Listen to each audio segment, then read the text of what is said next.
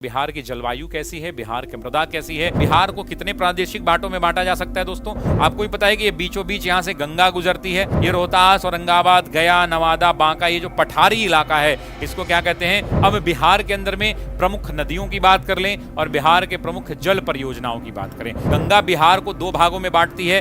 बिहार में कौन कौन सी नदियां हैं जो गंगा में आके समाहित हो रही हैं। आपसे पूछेगा कि सोन गंगा में कहां मिलती है। बिहार की सबसे लंबी नदी कौन सी। आपसे एग्जाम में पूछता है कि सोन परियोजना किन किन राज्यों से जुड़ी हुई है। गंडक परियोजना जो है किन राज्यों से संबंधित है। बाणसागर बांध आपको बताना है कहां पर है। बाणसागर किस नदी पर बनाई गई है, जरा कमेंट करना दोस्तों।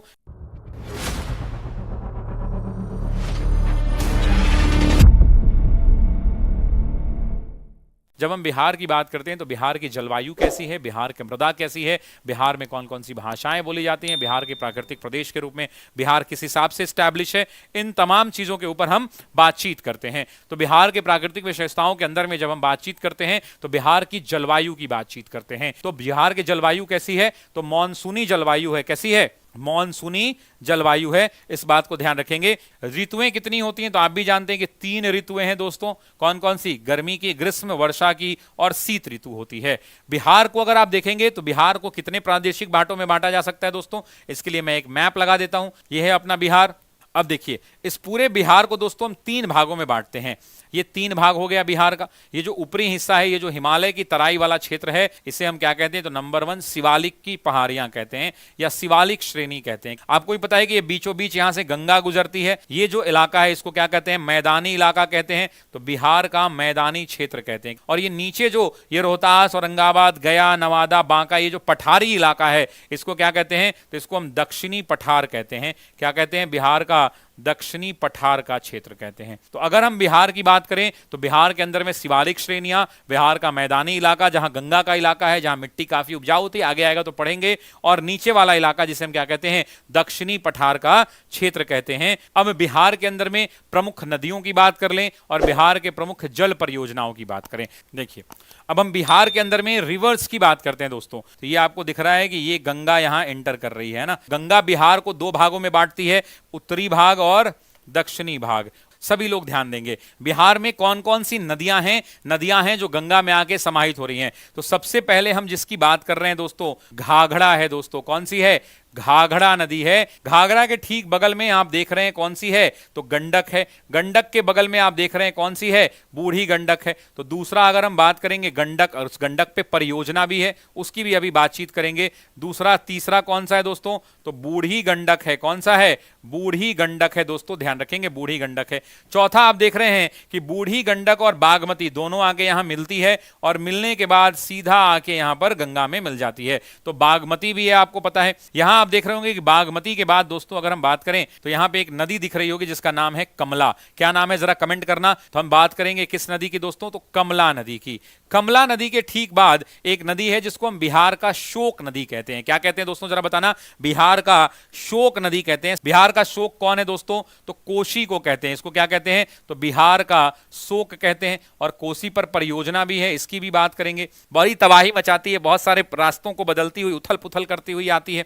उसके बाद देखिए यहां पर आप देखिए कि सोन नदी है। आपको भी पता है कि सोन कहां से निकलती है, और सोन दक्षिण मतलब मध्य प्रदेश के इलाकों से निकलती हुई सोन आती है और सोन आकर पटना में मिलती है। आपसे पूछेगा कि सोन गंगा में कहां मिलती है, तो जरा बताना। सोनपुर में एक्चुअली मिलती है, लेकिन हम आंसर क्या टिक करते हैं, पटना टिक करते हैं। उसके बाद ये पुनपुन, ना जाने कितनी बार बीपीएससी ने पूछ रखा है कि पुनपुन नदी जो है कहां मिलती है। तो सभी लोग कमेंट करेंगे पुनपुन कहां मिलती है, तो फतुहा में मिलती है। कहां मिलती है, गंगा में फतुहा में मिलती है। फल्गु कहां मिलती है, तो फल्गु भी पुनपुन में आके मिलती है और ये भी कहां, फतुहा में मिलती है।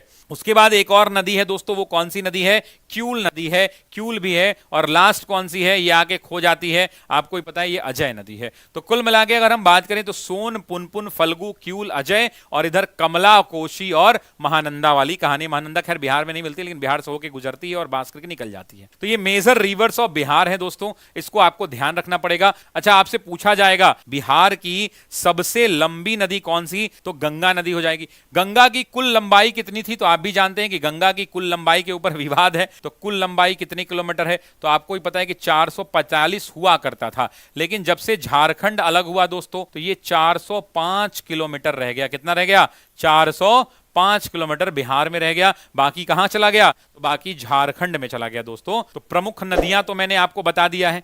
अब प्रमुख नदियों के बाद प्रमुख नदी घाटी परियोजना हमको बताना है। अब बिहार के अंदर में अगर प्रमुख नदी घाटी परियोजना की बात करें तो सबसे प्रमुख किस नदी पर है, सोन नदी पर है, और इसको क्या बोलते हैं, सोन परियोजना बोलते हैं। आपसे एग्जाम में पूछता है कि सोन परियोजना किन किन राज्यों से जुड़ी हुई है, यह भी एग्जाम में सवाल पूछा जाता है। दूसरी परियोजना जो सबसे महत्वपूर्ण परियोजना है वो कौन सी है, वो है गंडक। गंडक की कहानी कहां से, तो ऊपर में नेपाल, ये अपना बिहार, और तीसरा ये देखो जा रहा है यूपी में, यहां पे ऐसे ये दिख रहा है, ये यूपी उत्तर प्रदेश।